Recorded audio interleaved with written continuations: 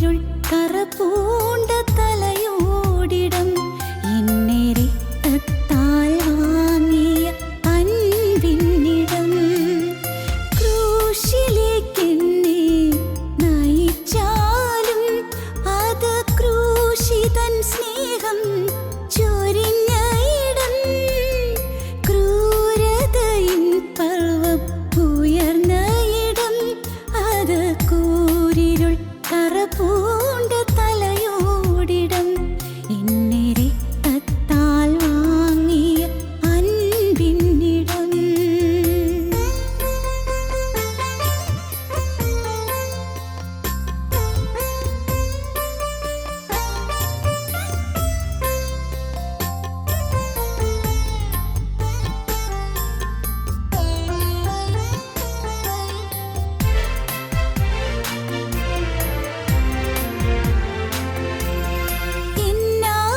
എന്നാത്മനൊമ്പരം തീർന്ന ഇടം അത് എൻ പാപപാശങ്ങൾ അഴിഞ്ഞ ഇടം എൻ ഭാവി സർവവും നീത ഇടം അത് എൻ തോഴനേശുവിൽ ചേർന്ന ഇടം ആ തൻ ജീവനിൽ പകർന്ന ഇടം എന്നാത്മനൊമ്പരം തീർന്ന ഇടം അത് എൻ പാപപാശങ്ങൾ അഴിഞ്ഞ ഇടം എൻ ഭാവി സർവവും നീത ഇടം അത് എൻ തോഴനേശുവിൽ ചേർന്ന ഇടം ആ തൻ ജീവനിൽ പകർന്ന ഇടം ഞങ്ങളും ക്രൂശിക്കപ്പെട്ട ക്രിസ്തുവിനെ പ്രസംഗിക്കുന്നു. ദൈവ തിരുനാമത്തിന് മഹത്വം ഉണ്ടാകട്ടെ. വെളിപ്പാട് പുസ്തകം 14 അധ്യായം 13 വാക്യം നമുക്ക് വായിക്കാം. വെളിപ്പാട് പുസ്തകം 14 അധ്യായം 13 വാക്യം. ഞാൻ സ്വർഗത്തിൽ നിന്ന് ഒരു ശബ്ദം കേട്ടു. അത് പറഞ്ഞത്, എഴുതുക, ഇന്നു മുതൽ കർത്താവിൽ മരിക്കുന്ന മൃതന്മാർ ഭാഗ്യവാന്മാർ. അതെ, അവർ തങ്ങളുടെ പ്രയത്നങ്ങളിൽ നിന്ന് വിശ്രമിക്കേണ്ടതാകുന്നു. അവരുടെ പ്രവൃത്തി അവരെ പിന്തുടരുന്നുവെന്ന് ആത്മാവ് പറയുന്നു. ഭാഗ്യവാന്മാർ ആരാണ്? ഭാഗ്യവാന്മാർ കർത്താവിൽ മരിക്കുന്ന മൃതന്മാർ ഭാഗ്യവാന്മാർ. മൃതന്മാർ അനേകരുണ്ട്, അതിൽ കർത്താവിൽ മരിക്കുന്ന മൃതന്മാരാണ് ഭാഗ്യവാന്മാർ. മരിച്ചു പോകുന്ന അനേക മനുഷ്യരുണ്ട്, ഈ ഭൂമിയിൽ നിന്ന് മാറ്റപ്പെടുന്ന അനേക മനുഷ്യരുണ്ട്. ഓരോ കാലയളവിൽ ഓരോ നാളുകളിൽ ഓരോരുത്തരെ കടന്നു പോകുന്നു. എന്നാൽ കർത്താവിൽ മരിക്കുന്ന മൃതന്മാരുണ്ട്, അവരാണ് ഭാഗ്യവാന്മാർ. എത്രയോ ആളുകൾ ഈ ലോകത്തുണ്ട്, എല്ലാവരും ഈ ഭൂമിയിൽ നിന്ന് കടന്നു പോകുന്നവരാണ്.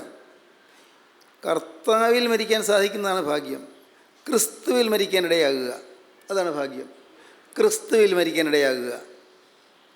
പലപ്പോഴും നാം ചിന്തിക്കും, എൻ്റെ ദൈവമേ, ഈ ഭൂമിയിലെ ജീവിതം തന്നെ കഷ്ടപ്പെട്ട് വിഷമിച്ച് കഴിയുന്നു, മരണശേഷമുള്ള കാര്യം ഇപ്പോൾ ചിന്തിക്കുന്നതിനാണ്. ഈ ഭൂമിയിലെ കാര്യങ്ങൾ തന്നെ ഒരു സ്വസ്ഥതയില്ല, സമാധാനമില്ല. എന്തുമാത്രം പ്രതിസന്ധികളും പ്രയാസങ്ങളും പ്രശ്നങ്ങളുമായിട്ട് ആകെ കുത്തഴിഞ്ഞൊരു ജീവിതം. ഒരിക്കലും വിശ്രമമില്ല, സമാധാനമില്ല, കുടുംബത്തിൽ സന്തോഷമില്ല, ഐക്യമില്ല, ഒരു സ്വൈര്യമില്ല, മനസ്സിനൊരു ശാന്തത കിട്ടുന്നില്ല. ഈ ഭൂമിയിലെ ജീവിതം, കുറച്ച് നാളത്തെ ജീവിതം, അതുപോലും സമാധാനമായിട്ട് ജീവിക്കാൻ കഴിയുന്നില്ല. പിന്നെയാണോ മരിച്ചതിന് ശേഷമുള്ള കാര്യം? ഇതൊന്നും സമാധാനമായിട്ട് ജീവിച്ചിട്ട് വേണ്ടേ? ഇങ്ങനെ ചിന്തിക്കുന്ന ആളുകൾ ധാരാളമുണ്ട്. പ്രിയപ്പെട്ടവരെ, ഇവിടെ ദുരിതമുണ്ട്. കർത്താവ് അങ്ങനെയാണ് പറഞ്ഞത്, ഭൂമിയിൽ നിങ്ങൾക്ക് കഷ്ടമുണ്ട്, നിങ്ങൾക്ക് കഷ്ടമുണ്ട്, എങ്കിലും ധൈര്യപ്പെടുകയും ഞാൻ ലോകത്ത് ജയിച്ചിരിക്കുന്നു.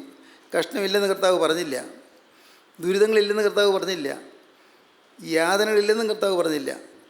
ഭൂമിയിൽ നിങ്ങൾക്ക്, ലോകത്തിൽ നിങ്ങൾക്ക് കഷ്ടമുണ്ട്, എങ്കിലും ധൈര്യപ്പെടുകയും. കഷ്ടമുള്ളപ്പോഴും ധൈര്യപ്പെടാൻ സാധിക്കും. അതെങ്ങനെയാണ്? കഷ്ടതയും രോഗവും വേദനയും യാതനയും ഉള്ളപ്പോൾ തന്നെ ധൈര്യപ്പെടാൻ സാധിക്കും. ക്രിസ്തു നമ്മുടെ ഉള്ളത്തിലുണ്ടെങ്കിൽ ധൈര്യപ്പെടാം. ക്രിസ്തു നമ്മുടെ ഹൃദയത്തിൽ വസിക്കുന്നുണ്ടെങ്കിൽ ധൈര്യപ്പെടാം.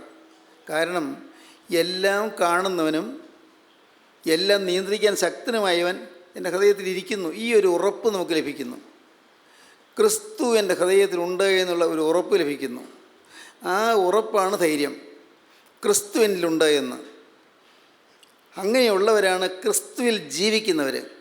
ക്രിസ്തുവിലാണ് അവർ ജീവിക്കുന്നത്. അവരുടെ ജീവിതത്തെ നിയന്ത്രിക്കുന്ന ക്രിസ്തുവാണ്. ജീവിതത്തെ ഭരിക്കുന്നത് ക്രിസ്തുവാണ്. ഓരോ ചുവടുവയ്പ്പിലും അവരെ നയിക്കുന്നത് ക്രിസ്തുവാണ്.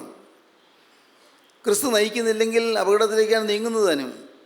ക്രിസ്തു അല്ല നമ്മെ നിയന്ത്രിക്കുന്നതെങ്കിൽ നാം നാശത്തിലേക്ക് പോയിക്കൊണ്ടിരിക്കുകയാണ്. നമുക്ക് തന്നെ തടയാനാകാത്ത വിധത്തിൽ അങ്ങ് അനർത്ഥത്തിലേക്ക്, അഗാധതയിലേക്ക്, അഴുക്കിലേക്ക്, നാശത്തിലേക്ക് നാം ഒഴുകിക്കൊണ്ടിരിക്കുകയാണ്. അതുകൊണ്ട് ക്രിസ്തു തമ്മിൽ വസിക്കണം.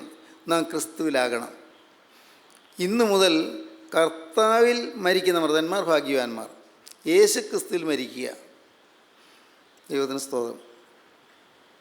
അപ്പോൾ മരിക്കുന്ന ആളുകളിൽ ഒന്ന് ക്രിസ്തുവിൽ മരിക്കുന്നവരുണ്ട്, രണ്ട് ക്രിസ്തുവിൽ മരിക്കാത്തവരുണ്ട്. ക്രിസ്തു ഉള്ളവരുണ്ട്, ക്രിസ്തു ഇല്ലാത്തവരുണ്ട്.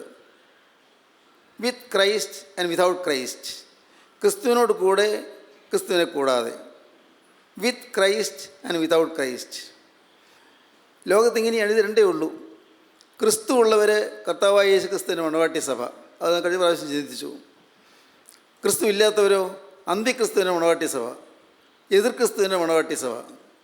എതിർ ക്രിസ്തുവിൻ്റെ മണവാട്ടിയായി ഒരു വലിയ കൂട്ടം ജനം ഒരുങ്ങിക്കൊണ്ടിരിക്കുന്നു. കർത്താവായ യേശു ക്രിസ്തുവിൻ്റെ മണവാട്ടിയായി വേറൊരു കൂട്ടം ജനം ഒരുങ്ങിക്കൊണ്ടിരിക്കുന്നു. യേശു ക്രിസ്തുവിൻ്റെ മണവാട്ടിയായി സഭയെ ഒരുക്കുന്നത് പരിശുദ്ധാത്മാവാണ്. എതിർ ക്രിസ്തുവിൻ്റെ മണവാട്ടിയായി മനുഷ്യരെ ഒരുക്കുന്നത് ദുരാത്മാക്കളാണ്. വേദപുസ്തകം പറയുന്നത് കള്ളപ്രവാചകൻ എന്നാണ്. പ്രവാചകന്മാരുണ്ട്, കള്ളപ്രവാചകന്മാരുണ്ട്. നല്ല നാണയങ്ങളുണ്ട്, കള്ള നാണയങ്ങളുണ്ട്.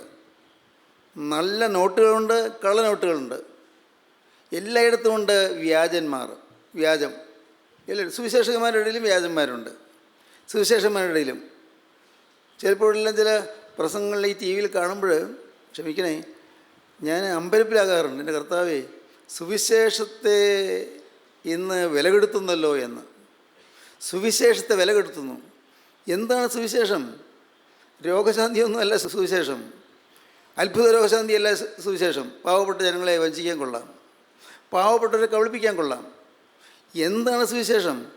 പാപിക്ക് നിത്യജീവൻ തരുന്നതാണ് സുവിശേഷം. ഹൃദയം മുറിപ്പെട്ടിരിക്കുന്നവന് ആശ്വാസം തരുന്നതാണ് സുവിശേഷം. ഹൃദയം തകർന്നിരിക്കുന്നവന് സമാധാനം തരുന്നതാണ് സുവിശേഷം. നരകയോഗ്യനായവനെ സ്വർഗത്തിലാക്കുന്നതാണ് സുവിശേഷം. ക്രിസ്തുവാണ് സുവിശേഷം. ഇതെല്ലാം കേൾക്കുമ്പോൾ നിങ്ങൾക്ക് എല്ലാം പെട്ടെന്ന് മനസ്സിലായി എന്ന് വരികയില്ല. പക്ഷേ വിഷമിക്കേണ്ട. നിങ്ങൾ വിശ്വാസത്തോടെ പ്രാർത്ഥിച്ചുകൊണ്ടിരിക്കൂ, നിങ്ങൾക്ക് മനസ്സിലാകും. അല്ല, നിങ്ങൾ അനുഭവിക്കും. യേശുക്രിസ്തു നിങ്ങൾക്ക് അനുഭവിക്കാൻ സാധിക്കും. ക്രിസ്തുവാണ് സുവിശേഷം. അതുകൊണ്ടാണ് അപ്പോസ്തലനായ പൗലോസ് പറഞ്ഞത്, ഞങ്ങളോ ക്രൂശിക്കപ്പെട്ട ക്രിസ്തുവിനെ പ്രസംഗിക്കുന്നു.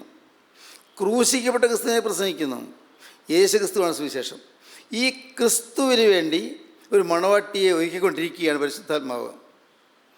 ഈ മണവാട്ടി ഒരുങ്ങിക്കൊണ്ടിരിക്കുകയാണ്. വിശുദ്ധിയുടെ ഒരുക്കം, വിശുദ്ധ വസ്ത്രം കൊണ്ടുള്ള ഒരുക്കം, വിശുദ്ധ ആഭരണങ്ങൾ കൊണ്ടുള്ള ഒരുക്കം. വളരെ അത്ഭുതകരമായ കാര്യമാണത്. എലിയാസ റിബേക്കയെ ഒരുക്കിയപ്പോൾ ആടയാഭരണങ്ങൾ നൽകി, മോതിരം ഒഴിവിച്ചു, പുതു വസ്ത്രം കൊടുത്തു, അവൾക്ക് മൂക്കുത്തി കൊടുത്തു. എന്തെല്ലാം ഇതെല്ലാം ഏലിയാസാർ കൊടുത്തു എന്ന് പറയുന്ന ആ ഉൽപ്പത്തി പുസ്തകം 24-ാം അധ്യായത്തിലെ വിഷയങ്ങൾ പുതിയ നിയമത്തോട് ബന്ധിപ്പിച്ച് ചിന്തിക്കുമ്പോഴാണ് വളരെ ആഴമുള്ള അർത്ഥങ്ങൾ അതിനകത്തുണ്ടെന്ന് മനസ്സിലാകുന്നത്. പ്രിയപ്പെട്ടവരെ, ഇന്ന് ക്രിസ്തുവിൻ്റെ മണവാട്ടിയായി ജനത്തെ ക്രിസ്തുവിൻ്റെ പരിശുദ്ധാത്മാവ് ഒരുക്കിക്കൊണ്ടിരിക്കുന്നു. നാം ചിന്തിക്കേണ്ട വിഷയത്തിലേ ഉള്ളൂ, ഞാൻ ക്രിസ്തുവിൻ്റെ മണവാട്ടിയാണോ? ഒരു നാൾ ക്രിസ്തു എന്നെ സ്വീകരിക്കാൻ വരും. ഒരു നാൾ ക്രിസ്തു എന്നിൽ ലയിക്കുവാനായി വരും. ഞാൻ ക്രിസ്തുവിൽ ലയിക്കുവാനായി വരും. ഒരു നാൾ ക്രിസ്തുവും ഞാനും ഒന്നായി തീരും. ഞാൻ ഒരു നാൾ നിത്യതയിൽ ക്രിസ്തുവിനോട് വാഴും. ഈ ഒരു ഉറപ്പ് നമുക്ക് ലഭിച്ചിട്ടുണ്ടോ പ്രിയപ്പെട്ടവരെ? ക്രിസ്തുവിലാകുക എന്ന് പറയുന്ന മഹാഭാഗ്യത്തെ പൂർവ്വ പിതാക്കന്മാർ അവർ പാടിയിട്ടുള്ളത് നിൻ ശരണേ മൃതരാം സഹോദരർ എന്നാണ്. നിൻ്റെ കൃപയിൽ ശരണപ്പെട്ടുകൊണ്ട് മൃതരായവർ, കൃപയിൽ ശരണപ്പെട്ടുകൊണ്ട് മരിച്ചുപോയവർ. നിൻ ശരണേ മൃതരാം സഹോദരിൽ ചൊരിയണമേ മോദപ്പനാഥ. നിൻ്റെ ശരണത്തിൽ മരിച്ചുപോയ മതരായ പിതാക്കന്മാരും സഹോദരന്മാരുമായ വാങ്ങിപ്പോയവർക്ക് അങ്ങ് ആനന്ദകരമായ മോദത്തിൻ്റെ പനിനീര്, അനുഗ്രഹത്തിൻ്റെ ആ കുളിർമ നൽകണമേ എന്ന് പ്രാർത്ഥിക്കുന്നു. നിത്യതയിൽ അങ്ങനെയുള്ളവരാണ് നിത്യതയിലെ ആനന്ദം അനുഭവിക്കുന്നത്. അതാണ് പിതാക്കന്മാർ പാടുന്നത്. നിന്നിൽ ശരണത്താൽ നിദ്രയിലായി, നിൻ്റെ വരവിന് കാത്തിയിടും മൃതരിൽ കനിയണമേ. നിന്നിൽ ശരണത്താൽ നിദ്രയാകുന്ന അനേക ആളുകളുണ്ട്, മരിച്ചു പോകുന്ന അനേക ആളുകളുണ്ട്. പക്ഷേ നിന്നിൽ ശരണത്താൽ, ക്രിസ്തുവിൻ്റെ കൃപയിൽ ശരണത്താൽ, നിന്നിൽ ശരണത്താൽ, നിൻ്റെ ശരണത്തിൽ മരിച്ചു പോയവർ, നിൻ്റെ ശരണത്തിൽ വാങ്ങിപ്പോയവർ, നിന്നിൽ ശരണത്താൽ നിദ്രയിലായി, നിന്നിലുള്ളതായ ശരണത്തിൽ, നിൻ്റെ കൃപയിലുള്ളതായ ശരണത്തിൽ നിദ്രയിലായി, നിൻ്റെ വരവിന് കാത്തിയിടും മൃതർ. അവർ നിന്നിൽ ശരണത്താൽ മരിച്ചു പോയതുകൊണ്ട് നിൻ്റെ വരവിന് വേണ്ടി കാത്തിരിക്കുന്നവരാണ്. അവർ വാങ്ങിപ്പോയവരാണെങ്കിലും, അവരെ ഈ ഭൂമിയിൽ നിന്ന് അപ്രത്യക്ഷരായെങ്കിലും, അവർ ആത്മലോകത്ത് നിൻ്റെ രണ്ടാമത്തെ വരവിന് വേണ്ടി കാത്തിരിക്കുകയാണ്. നിൻ്റെ വരവിന് വേണ്ടി കാത്തിരിക്കുന്ന മൃതന്മാരിൽ കനിയണമേ. ദൈവത്തിന് സ്തോത്രം. അതുകൊണ്ടാണ് പിതാക്കന്മാർ പറയുന്നത്, ശരണത്താലെ നിൻ കൃപയിൽ മരണമടഞ്ഞൊരു ദാസരെ നിൻ ജീവസ്വരം അത് ഉണർത്തണമേ കബറിയെന്ന് ഉദ്യാനത്തിനായി. ശരണത്താലെ നിൻ കൃപയിൽ മരണമടഞ്ഞൊരു ദാസർ, നിൻ്റെ കൃപയിൽ ശരണത്താലെ മരണമടഞ്ഞൊരു ദാസർ.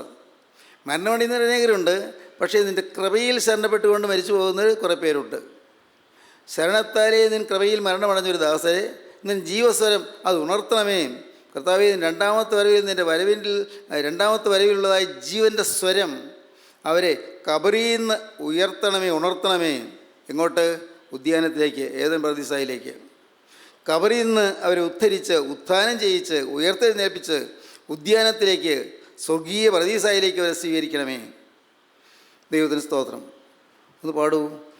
ശരണത്താലേ നിൻ കൃപയിൽ മരണമടഞ്ഞോരു ദാസരെ നിൻ ജീവസ്വരമതുണർത്തണമേ കബറിന്നുദ്യാനത്തിൻ ശരണേ മൃതരാം താത സഹോദരയിൽ ചൊരിയണമേ മോദ പനിനീരനാഥ. നിന്നിൽ ശരണത്താൽ നിദ്രയിലായി നിന്റെ വരവിനു കാത്തിടും മൃതരിൽ കനിയണമേ. നിന്നിൽ ശരണത്താൽ നിദ്രയിലായി നിന്റെ വരവിനു കാത്തിടും മൃതരിൽ കനിയണമേ. ക്രിസ്തുവിൽ ശരണത്താൽ നിദ്രയിലാകണം. ക്രിസ്തുവിൻ്റെ കൃപയിൽ ശരണപ്പെട്ട് നിദ്രയിലാകണം. ക്രിസ്തുവിൻ്റെ കൃപയിൽ കടന്നു പോകണം. കൃപയിലാകുക. കൃപയിലാകാൻ പറ്റിയില്ലെങ്കിൽ കൃപയിൽ നിന്ന് വീണു പോകുന്നു. കൃപയിൽ നിന്ന് വീണു പോകുന്നൊരവസ്ഥയുണ്ട്. അതാണ് ഗലാത്യ ലേഖനം 5-ാം അധ്യായത്തിൻ്റെ ആദ്യ ഭാഗത്ത് കാണുന്നത്. സ്വാതന്ത്ര്യത്തിനായിട്ട് ക്രിസ്തു നമ്മെ സ്വതന്ത്രരാക്കി. ആകയാൽ അതിൽ ഉറച്ചു നിൽപ്പീൻ. അടിമ നുഖത്തിൽ പിന്നെയും കുടുങ്ങിപ്പോകരുത്. ഇന്ന് സ്വാതന്ത്ര്യം കിട്ടി, പല പാവങ്ങളും മാറി, പക്ഷേ അടിമ നുഖത്തിൽ പിന്നെയും കുടുങ്ങിപ്പോകരുത്. വേണ്ടായെന്ന് വെച്ചു, മദ്യപാനം വേണ്ടായെന്ന് തീരുമാനിച്ചു, ഇനി അരുതാത്ത കൂട്ടുകെട്ട് വേണ്ടായെന്ന് വിചാരിച്ചു, വെറിക്കൂത്തുകളും കൊള്ളരുതായ്മകളും വേണ്ടായെന്ന് വിചാരിച്ചു, ചില തീരുമാനങ്ങൾ വന്നു. എന്നാൽ അത് കഴിഞ്ഞതിന് ശേഷം പിന്നീട് ആ തീരുമാനങ്ങളെല്ലാം പൊളിഞ്ഞുപോയി. ദൈവത്തോട് പറഞ്ഞ വാക്കുകൾ ലംഘിച്ചു പോയി. അപ്പോൾ എന്തു പറ്റി? കൃപയിൽ നിന്ന് വീണുപോയി. സ്വാതന്ത്ര്യം കിട്ടിയതായിരുന്നു. സ്വാതന്ത്ര്യത്തിനായിട്ട് ക്രിസ്തു നമ്മെ സ്വതന്ത്രരാക്കി. ആകയാൽ അതിൽ ഉറച്ചു നിൽപ്പീൻ, സ്വാതന്ത്ര്യത്തിൽ ഉറച്ചു നിൽപ്പീൻ. അടിമമുഖത്തിൽ പിന്നെയും കുടുങ്ങിപ്പോകരുത്. അടിമമുഖത്തിൽ കുടുങ്ങിപ്പോകുക എന്ന് പറഞ്ഞാൽ എന്താണ്? കൃപയിൽ നിന്ന് വീണു പോവുകയാണ്. വായിക്കൂ. സ്വാതന്ത്ര്യത്തിനായിട്ട് ക്രിസ്തു നമ്മെ സ്വതന്ത്രരാക്കി. ആകയാൽ അതിൽ ഉറച്ചു നിൽപ്പീൻ. അടിമനുഖത്തിൽ പിന്നെയും കുടുങ്ങിപ്പോകരുത്. നിങ്ങൾ പരിച്ഛേദനയേറ്റാൽ ക്രിസ്തുവിനെ കൊണ്ട് നിങ്ങൾക്കൊരു പ്രയോജനവുമില്ല എന്ന് പൗലോസായി ഞാൻ നിങ്ങളോട് പറയുന്നു. പരിച്ഛേദനയേൽക്കുന്ന ഏതു മനുഷ്യനോടും അവൻ ന്യായപ്രമാണം മുഴുവനും നിവർത്തിപ്പാൻ കടപ്പെട്ടിരിക്കുന്നുവെന്ന് ഞാൻ പിന്നെയും സാക്ഷീകരിക്കുന്നു. ന്യായപ്രമാണത്താൽ നീതീകരിക്കപ്പെടുവാൻ ഇച്ഛിക്കുന്ന നിങ്ങൾ ക്രിസ്തുവിനോട് വേർപെട്ടുപോയി. നിങ്ങൾ കൃപയിൽ നിന്ന് വീണുപോയി. കണ്ടോ? ക്രിസ്തുവിൽ നിന്ന് വേർപെട്ടു പോകുന്നതാണ് കൃപയിൽ നിന്ന് വീണുപോകുക എന്ന് പറയുന്നത്. ക്രിസ്തുവിനോട് വേർപെട്ടുപോയി. സ്വാതന്ത്ര്യം കിട്ടിയതായിരുന്നു. പിശാചിൻ്റെ കാരാഗ്രഹത്തിൽ നിന്ന് പുറത്തു വന്നതായിരുന്നു. സാത്താൻ്റെ ജയിലറയിൽ നിന്ന് മോചനം കിട്ടിയതായിരുന്നു. പാപത്തിൻ്റെ ഭീകരമായ ആ പിടിപാടിൽ നിന്ന് മോചനം കിട്ടിയതായിരുന്നു. ചില വ്യക്തമായ തീരുമാനങ്ങൾ ലഭിച്ചതായിരുന്നു. ജീവിതത്തിൻ്റെ കാഴ്ചപ്പാട് മാറിയതായിരുന്നു. സ്വാതന്ത്ര്യം കിട്ടിയിരുന്നു. ആന്തരികമായ സ്വാതന്ത്ര്യം, പാപത്തിൽ നിന്നുള്ള സ്വാതന്ത്ര്യം, പിശാചിൽ നിന്നുള്ളതായ സ്വാതന്ത്ര്യം, പിശാചിൻ്റെ ദുസ്വാധീനത്തിൽ നിന്നുള്ള സ്വാതന്ത്ര്യം കിട്ടിയതായിരുന്നു. പക്ഷേ എന്തുപറ്റി? ക്രിസ്തുവിനോട് വേർപെട്ടു പോയി, കൃപയിൽ നിന്ന് വീണുപോയി. കൃപയിൽ ആയിരിക്കുന്നൊരവസ്ഥയുണ്ട്, കൃപയിൽ നിന്ന് വീണുപോയ അവസ്ഥയുണ്ട്. അപ്പോസ്തലൻ പറയുകയാണ്, നിങ്ങൾ കൃപയിൽ നിന്ന് വീണുപോയി. ഗലാത്യ ക്രിസ്ത്യാനോട് പറയുകയാണ്, ഗലാത്യ സഭയിലുള്ള ദൈവമക്കളോട് പറയുകയാണ്, അയ്യോ നിങ്ങൾ കൃപയിൽ നിന്ന് വീണുപോയല്ലോ. ബുദ്ധിയില്ലാത്ത ഗലാത്യരെ, യേശുക്രിസ്തു ക്രൂശിക്കപ്പെട്ടതായി നിങ്ങളുടെ കണ്ണിന് മുമ്പിൽ വരച്ച് കിട്ടിയിരിക്കുക നിങ്ങളെ ക്ഷുദ്രം ചെയ്ത് മയക്കിയതാര്? യേശുക്രിസ്തു ക്രൂശിക്കപ്പെട്ടതായി നിങ്ങളുടെ കണ്ണിന് മുമ്പിൽ വരച്ച് തന്നതല്ലേ? നിങ്ങൾ ക്രിസ്തുവിനെ അടുത്ത് കിട്ടിയതല്ലേ? നിങ്ങൾ അടുത്ത് അറിഞ്ഞവരല്ലേ? ക്രിസ്തു പ്രാർത്ഥന കേൾക്കുന്നതാണെന്ന അനുഭവം കിട്ടിയവരല്ലേ? ക്രിസ്തുവിൻ്റെ സ്നേഹം രുചിക്കാൻ അവസരം കിട്ടിയവരല്ലേ? യേശുക്രിസ്തുവിനെ നിങ്ങൾക്ക് ലഭിച്ചതല്ലേ? ബുദ്ധിയില്ലാത്ത ഗലാത്യരെ, യേശുക്രിസ്തു ക്രൂശിക്കപ്പെട്ടതിനായി നിങ്ങളുടെ കണ്ണിന് മുമ്പിൽ വരച്ച് കിട്ടിയിരിക്കെ നിങ്ങളെ ക്ഷുദ്രം ചെയ്ത് മയക്കിയതാര്? 3-1 വാക്യം അങ്ങനെയാണ് പറയുന്നത്. എന്നാൽ തുടർന്ന് പറയുമ്പോൾ പറയും, നിങ്ങൾ കൃപയിൽ നിന്ന് വീണുപോയി, ഇനി ക്രിസ്തു നിങ്ങൾ വീണ്ടും ഉരുവാകണം. ഇനിയും നിങ്ങളിൽ ക്രിസ്തു ജനിക്കണം. ക്രിസ്തു നിങ്ങളിൽ നിന്ന് പുറത്തുപോയി, ക്രിസ്തു നിങ്ങളോടുള്ള ബന്ധത്തിൽ നിന്ന് അകന്നുപോയി, നിങ്ങൾ ക്രിസ്തുവിനെ വേണ്ട എന്ന് വെച്ചുപോയി. ഇത് നിങ്ങൾ അറിഞ്ഞുകൊണ്ടായിരിക്കില്ല, പക്ഷേ നിങ്ങൾ സംഭവിച്ചു പോയി. ഇനി എന്ത് ചെയ്യണം? ക്രിസ്തു നിങ്ങൾ വീണ്ടും ഉരുവാകുവോളം ഞാൻ പിന്നെയും പ്രസവവേദനപ്പെടുന്നവരായ എൻ്റെ കുഞ്ഞുങ്ങളെ, ഒരു ശിശു ജനിക്കുന്നതിന് പ്രസവവേദന ഉണ്ടാകുന്നത് പോലെ നിങ്ങളിൽ യേശുക്രിസ്തു വീണ്ടും ജനിക്കുന്നതിന് വേണ്ടി പ്രസവവേദന പോലുള്ളതായ വേദന അനുഭവിക്കുകയാണ് ഞാനിപ്പോൾ.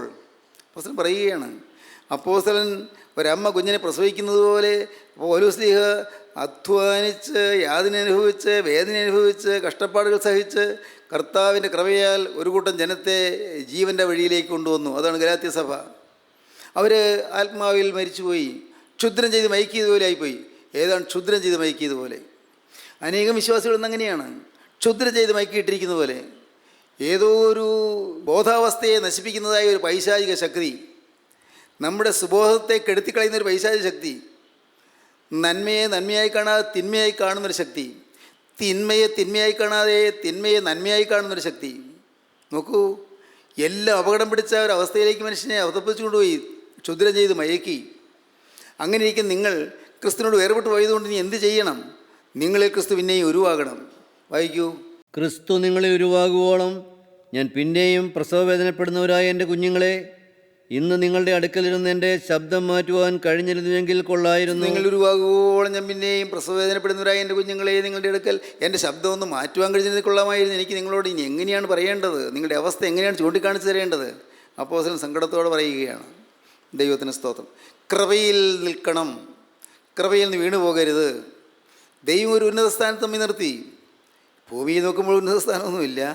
ഭൂമിയിൽ നോക്കുമ്പോൾ പലരുടെ മുമ്പിൽ നാം വിലകെട്ടവരാണ്, പലർക്കും നമ്മെ വിലയില്ല. നമുക്ക് എന്ത് മൂല്യമുണ്ടെന്ന് ആർക്കും അറിഞ്ഞുകൂടാ, കുഴപ്പമില്ല, നഷ്ടമില്ല.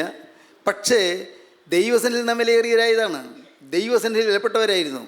നിത്യനായ ദൈവത്തിൻ്റെ സന്നിധിയിൽ നാം വിലയേറിയവരായിരുന്നു. ദൈവത്തിൻ്റെ സന്നിധിയിൽ നാം മാന്യരായിരുന്നു. സ്തോത്രം. മാലാഖമാർക്ക് നമ്മെ പരിചയമായിരുന്നു. സ്വർഗത്തിലെ മാലാഖമാർക്ക് നമ്മെ പരിചയമായിരുന്നു. സ്വർഗത്തിലെ മാലാഖമാർ പരസ്പരം നമ്മെക്കുറിച്ച് പറയുമായിരുന്നു. നമ്മെക്കുറിച്ച് ആകാംക്ഷയോടെ സംസാരിക്കുമായിരുന്നു, പ്രതീക്ഷയോടെ സംസാരിക്കുമായിരുന്നു. മാലാഖമാരുടെ സദസ്സിൽ നമ്മെക്കുറിച്ചുള്ളതായ പര്യാലോചനകൾ നടന്നിരുന്നു. നമ്മെ എങ്ങനെ സത്യവഴിയിൽ നടത്തേണ്ടു എന്നുള്ളതിനെക്കുറിച്ചതായ ആലോചനകൾ മാലാഖമാർ നടത്തിയിരുന്നു. എന്നാൽ മാലാഖമാരുടെ പ്രതീക്ഷകളെല്ലാം തെറ്റിച്ച് തിന്മയിലേക്ക് ദുഷ്ടനായ പൈശാചി നമ്മെ വലിച്ചുകൊണ്ടുപോയി, നമ്മെ വലിച്ചഴച്ചുകൊണ്ടുപോയി ലോകത്തിൻ്റെ മോഹങ്ങളിൽ കെട്ടിയിട്ടു, ലോകത്തിൻ്റെ ഭോഗങ്ങളിൽ കെട്ടിയിട്ടു, ജഡത്തിൻ്റെ ഇച്ഛകളിൽ കെട്ടിയിട്ടു, നമ്മെ ഭൗതികമായ തിന്മകളിൽ കെട്ടിയിട്ടു. ഫലമോ നാം കൃപയിൽ നിന്ന് വീണുപോയി. ദൈവത്തിന് സ്തോത്രം. കൃപയിൽ നിന്ന് വീണുപോയി. അപ്പോൾ ക്രിസ്തുവിൻ്റെ കൃപയിൽ നിൽക്കണം, കൃപയിൽ നിൽക്കണം. നമുക്ക് ആ ഗീതം ഒന്നുകൂടി പാടാം.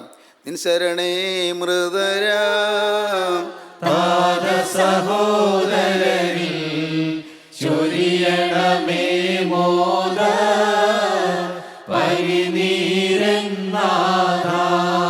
നിന്നിൽ ശരണത്താൽ നിദ്ര നിദ്രയിലായി നിന്റെ വരവിനു കാത്തിടും മൃതരിൽ കനിയണമേ.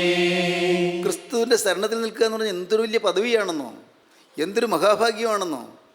അതാ ഞാൻ പറഞ്ഞത്, ലോകത്തിൽ ആളുകൾ വെറുക്കും നമ്മെ, പലർക്കും പരിഹസിക്കാം, പലർക്കും പുച്ഛിക്കാം, നമ്മെ വിലകെടുത്താം, ശരിയാണ്. പക്ഷേ നാം ദൈവത്തിൻ്റെ സന്നിധിയിൽ വിലപ്പെട്ടവരായി മാറുകയാണ്. സ്വർഗത്തിൽ നാം വിലയേറിയവരായി മാറുകയാണ് നിത്യതയിൽ. ഇവിടെ 10 100 കൊല്ലമുള്ള, അല്ല 10 80 കൊല്ലമുള്ള ഈ ഭൗമികമായ ആയുസ്സിൽ നാം വിലകെട്ടവരാണ്. വിലയൊന്നുമില്ല. ആർക്കും പരിഹസിക്കാം, ആർക്കും കളിയാക്കാം, ആർക്കും ഈ പന്ത് കെട്ടുന്നത് പോലെ ഇട്ട് തട്ടാം, അങ്ങോട്ടും ഇങ്ങോട്ടും ഇട്ട് തട്ടാം. ദൈവത്തിന് സ്തോത്രം. പക്ഷേ നാം ദൈവസന്നിധിയിൽ വിലയേറിയവരാണ്, ദൈവസന്നിധിയിൽ വിലപ്പെട്ടവരാണ്. ദൈവത്തിന് സ്തോത്രം.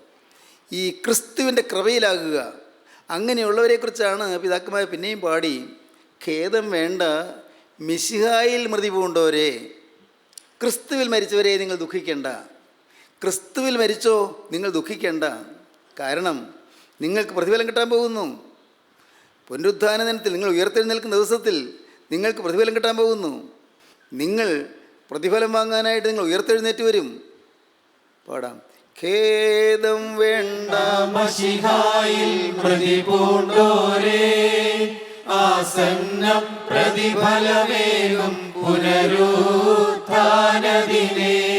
കേടന്യേ കബറുകളിൽ നിന്നും നിങ്ങളെഴുന്നേ, അതിവേഗം രാജാത്മജനെ എതിരേൽപ്പാനെത്തും. മഹിമാവിൻ നീരാളം ചാർത്തി തിരുമുൻപിൽ സ്തുതി പാടും നിങ്ങൾ. കനിവാലാദാം സുഖജീവപ്രദനേ കൃപ ചെയ്യുക. ഖേദിക്കേണ്ട. നിങ്ങളിന്ന് കടന്നു പോകുന്നുള്ളതിൽ ദുഃഖിക്കേണ്ട. ഇന്ന് പ്രിയപ്പെട്ടവരെല്ലാം വിട്ടുപോകുന്നു, അമ്മയെ വിട്ടുപോകുന്നു, അല്ലെ ഭാര്യയെ വിട്ടുപോകുന്നു, ഒന്നും ദുഃഖിക്കേണ്ട. മക്കളെ വിട്ടുപോകുന്നു. ഖേദം വേണ്ട. കാരണം മിശിഹായിൽ മതി കൊണ്ടവരാണ് നിങ്ങൾ. മിശിഹായിൽ മരിച്ചവരാണ്. ഈ ഭൂമിയിൽ നിന്ന് വാങ്ങിപ്പോയി മിശിഹായിലാണ്. നിങ്ങൾക്ക് പ്രതിഫലം ആസന്നമാണ്. അടുത്തതാ കിട്ടാൻ പോകുന്ന പ്രതിഫലം നിങ്ങൾക്ക് ലഭിക്കാൻ പോകുന്നു. ആസന്നം പ്രതിഫലം വേഗം പുനരുത്ഥാന ദിനത്തിൽ. പുനരുത്ഥാന ദിനത്തിൽ നമ്മുടെ പഴയ പുസ്തകങ്ങളിൽ പുനരുത്ഥാന ദിനം എന്നാണ്. തെറ്റില്ല. എങ്കിൽ അതിനേക്കാൾ നല്ലത് പുനരുത്ഥാന ദിനേ എന്നുള്ളതായിരിക്കും മലയാള ഭാഷയുടെ വ്യാകരണപരമായ ശരിയായത്. പുനരുത്ഥാന ദിനത്തിൽ നിങ്ങൾക്ക് പ്രതിഫലം കിട്ടാൻ പോകുന്നു. ഉയർത്തെഴുന്നേൽപ്പിൻ്റെ ഒരു ദിവസം വരാൻ പോകുന്നു. മിശിഹായിൽ മൃതി കൊണ്ടവരെ ഉയർത്തെഴുന്നേൽക്കുന്ന ഒരു ദിവസമുണ്ട്. അല്ലാത്തവരെല്ലാം അവിടെ ശവക്കല്ലറിൽ കിടക്കും. മിശിഹായിൽ മൃതി കൊണ്ടവർ മാത്രം ഉയർത്തെഴുന്നേൽക്കും. അത് ഒന്നാമത്തെ പുനരുത്ഥാനമാണ്. ഒന്നാമത്തെ പുനരുത്ഥാനത്തിൽ പങ്കുള്ളവൻ ഭാഗ്യവാനും വിശുദ്ധനുമാകുന്നു. വിശുദ്ധന്മാരാണ് ഒന്നാമത്തെ പുനരുത്ഥാനത്തിൽ പങ്കുള്ളവർ. സ്തോത്രം. ഒന്നാമത്തെ പുനരുത്ഥാനത്തിൽ പങ്കുള്ളവൻ ഭാഗ്യവാനും വിശുദ്ധനുമാകുന്നു. പ്രിയപ്പെട്ടവരെ, അതുകൊണ്ട് ഈ ഭൂമിയിൽ ജീവിച്ചിരിക്കുമ്പോൾ ക്രിസ്തുവിലായിരിക്കണം. ക്രിസ്തുവിലായാൽ ക്രിസ്തുവിൽ മരിക്കാം. ക്രിസ്തുവിൽ മരിച്ചാൽ ഒന്നാമത്തെ ഉയർത്തെഴുന്നേൽപ്പിൽ പങ്കു കിട്ടും. ഒന്നാമത്തെ ഉയർത്തെഴുന്നേൽപ്പിൽ പങ്കു കിട്ടിയാൽ നമുക്ക് പ്രതിഫലം കിട്ടും. അന്ന് നിങ്ങൾ കർത്താവായ യേശുക്രിസ്തു സന്നിധിയിൽ ചെന്ന് നിൽക്കുമ്പോൾ എങ്ങനെയാണ് നിൽക്കുന്നത്? മഹിമാവിൻ്റെ നീരാളം ചാർത്തിക്കൊണ്ടാണ്.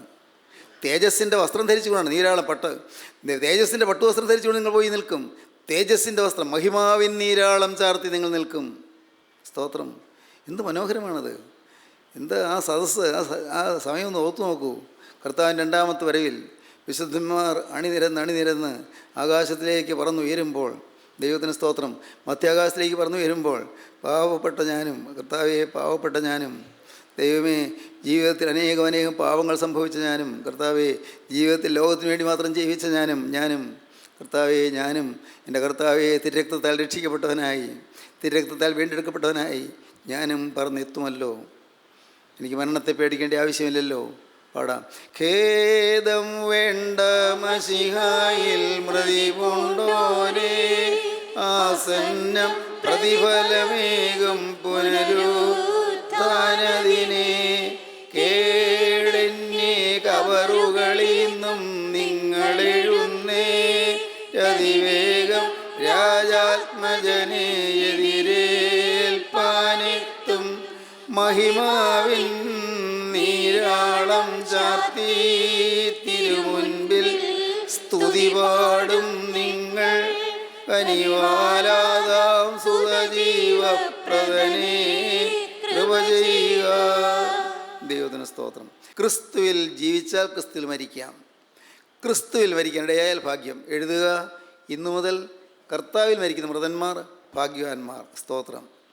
ഇന്ന് ഈ വാക്കുകളെ കേൾക്കുന്ന നിങ്ങളെല്ലാവരും ഞാനും ഒരു ദിവസം മരണമെന്ന യാഥാർത്ഥ്യത്തെ നേരിടും. അന്ന് നമുക്ക് കർത്താവിൽ മരിക്കാനിടയാകണം. കർത്താവിൽ മരിക്കാനിടയാകണം. എല്ലാം മാറിപ്പോകും. എല്ലാവരും മാറിപ്പോകും. ഒന്നും കൂടെ നിൽക്കുകയില്ല. നാം സമ്പാദിച്ച പണം കൂടെ നിൽക്കുമോ? നമ്മുടെ ഉദ്യോഗത്തിൻ്റെ വലിപ്പം കൂടെ നിൽക്കുമോ? നമ്മുടെ പ്രതാപം കൂടെ നിൽക്കുമോ? നമ്മെ പല രീതിയിൽ സഹായിച്ചവരാരും കൂടെ നിൽക്കുമോ? നമ്മെ ഏറ്റവും അധികം സ്നേഹിച്ച പ്രിയപ്പെട്ട ഭാര്യ കൂടെ നിൽക്കുമോ? നമ്മുടെ ഏറ്റവും പ്രിയപ്പെട്ട ഭർത്താവ് കൂടെ നിൽക്കുമോ? നമ്മുടെ ഓവന കുഞ്ഞുങ്ങൾ കൂടെ നിൽക്കുമോ? ഇല്ല, ആർക്ക് നിൽക്കാൻ പറ്റുകയില്ല. നാം എല്ലാം കടന്നു പോകും. ഈ വാക്കുകൾ കേൾക്കുന്ന എൻ്റെ സഹോദരങ്ങളെ, നാം എല്ലാം കടന്നു പോകും. എന്നാൽ വിശുദ്ധന്മാർ ഉയർത്തെഴുന്നേൽക്കുന്ന പുനരുത്ഥാന ദിവസത്തിൽ ആ കൂടെ നാം കാണപ്പെടണം. ദൈവത്തിന് സ്തോത്രം. വിശുദ്ധന്മാർ ഉയർത്തെഴുന്നേൽക്കുന്ന സംഘത്തിൽ നാം കാണപ്പെടണം. നാം മഹിമാവിന് നീരാളം ചാർത്തി കർത്താവായ യേശുവിന്റെ അടുക്കൽ നിൽക്കാൻ സാധിക്കണം. ദൈവത്തിന് സ്തോത്രം. നാം സന്തോഷത്തോടെ, സമാധാനത്തോടെ, മുഖശോഭയോടെ, മുഖപ്രസന്നതയോടെ ക്രിസ്തുവിൻ സന്നിധിയിൽ ചെന്ന് നിൽക്കാൻ നമുക്ക് സാധിക്കണം. അപ്പോൾ കേൾക്കാൻ നമുക്കൊരു ശബ്ദം. ഇവിടെ കയറി വരിക എന്നുള്ള ശബ്ദം കേട്ടാണ് നാം പറഞ്ഞു ചെല്ലുന്നത്. അപ്പോൾ കേൾക്കാൻ ഒരു ശബ്ദം. സ്തോത്രം. എന്താണ് ശബ്ദം? എഴുതുക, ഇന്നു മുതൽ കർത്താവിൽ മരിക്കുന്ന മൃതന്മാർ ഭാഗ്യവാന്മാർ. സ്തോത്രം. എന്തൊരു ഭാഗ്യം! ഇന്നു മുതൽ കർത്താവിൽ മരിക്കുന്ന മൃതന്മാർ ഭാഗ്യവാന്മാർ. സ്തോത്രം. പ്രിയപ്പെട്ടവരെ, അന്ന് ആ ശബ്ദം കേട്ടുകൊണ്ട് നാം നിൽക്കുമ്പോൾ കേൾക്കാം രാജാധിരാജൻ്റെ മുഖത്തു നിന്നൊരു ശബ്ദം. നല്ലവനും വിശ്വസ്തനുമായ ദാസനെ, നീ അല്പത്തിൽ വിശ്വസ്തനായിരുന്നു, ഞാൻ നിന്നെ അധികത്തിന് വിചാരകനാക്കും. നല്ലവനും വിശ്വസ്തനുമായ ദാസനെ, ആ വിളി നമുക്ക് കേൾക്കണം. അതിനായി നമുക്ക് ഒരുങ്ങണം. പ്രാർത്ഥിക്കാം. കരുണയുള്ള കർത്താവേ, അവിടുത്തെ ജീവൻ്റെ വചനങ്ങൾക്കായി സ്തോത്രം. അവിടുത്തെ കൃപയുടെ വചനം ഞങ്ങൾ ഉണർത്തിയതിനായി സ്തോത്രം. നാഥ, നിൻ്റെ അത്ഭുത വചനങ്ങളാൽ ഞങ്ങളെ അവിടുന്ന് സമർത്ഥമായി അനുഗ്രഹിച്ചതിനായി സ്തോത്രം. എല്ലാവരെയും തഴുകണമേ, തലോടണമേ. ഈ വചനം കേട്ട എല്ലാവരുടെ മേലും തൃക്കരം വയ്ക്കണമേ. നാഥ, അവിടുത്തെ രണ്ടാമത്തവരെ വേണ്ടി ഞങ്ങളെല്ലാവരെയും ഒരുക്കണമേ. യേശു ക്രിസ്തുവിൻ്റെ മഹത്വമുള്ള നാമത്തിൽ പ്രാർത്ഥിക്കുന്ന കൃപയോടെ കേൾക്കണമേ. ആമേൻ.